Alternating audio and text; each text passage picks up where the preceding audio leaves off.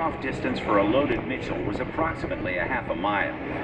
To launch these heavy airplanes from the deck of an aircraft carrier with no catapult was a task that would require the first airplanes to take off in only 467 feet.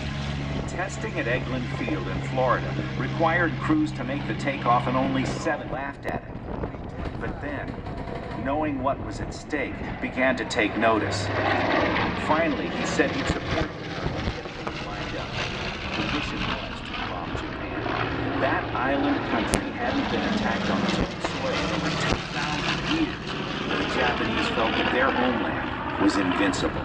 Launch, fly low and slow about 50 feet above the water to avoid detection by Japanese radar, then pop up to 1,500 feet to release their bombs on military targets in the cities of Tokyo, Osaka, Kobe, Nagoya, and Yokohama. The crews would then head for safe bases. The American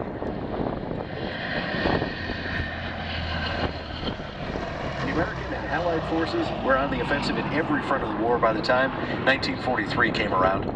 They began the greatest bombing campaign in the history. The RAF, the Royal Air Force by night, and the U.S. Army Air Force by day, round-the-clock bombing of German industrial cities. The RAF leaders said the daylight bombing was suicide. However, General Ira Aker of the 8th Air Force said they had to do it during the day to assure accuracy